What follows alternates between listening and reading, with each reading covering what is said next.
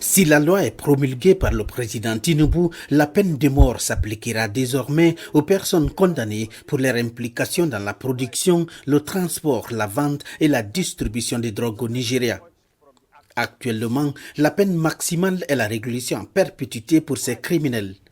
Mais les débats pour en arriver là étaient houleux. Je suis surpris que la Commission recommande une punition plus facile. C'était la peine d'emprisonnement à vie. Nous devrions changer cela à la peine de mort. C'est une pratique partout dans ce pays pour ceux qui sont impliqués dans ce trafic. Donc, quand il s'agit d'étudier cet article point par point, veuillez distinguer, collègues, approuvez-le, changement de la section 11 à la peine de mort. La nouvelle version adoptée remplace ainsi la peine d'emprisonnement à perpétuité qui était auparavant la peine la plus sévère.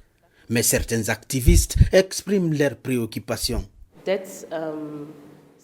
La condamnation à mort est irréversible, donc si une personne innocente, par exemple, est poursuivie, reconnue coupable et condamnée à mort, et que se passe-t-il après que son innocence soit prouvée par la suite? Ce sont des questions que nous devons examiner.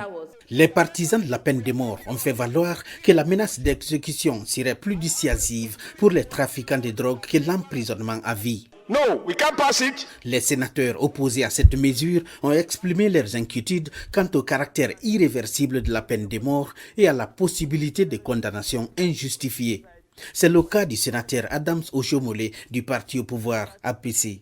Nous devons être honnêtes et transparents dans notre décision. Je suis responsable devant ma conscience et devant ma communauté. La peine de mort n'est pas l'affaire d'un vote pour ou contre. Tout le monde devrait voter pour que nous soyons comptés. Comme ça, ceux qui ont voté pour la mort sont ceux qui votent pour la punition. Non, je ne peux pas. Nous passons au vote.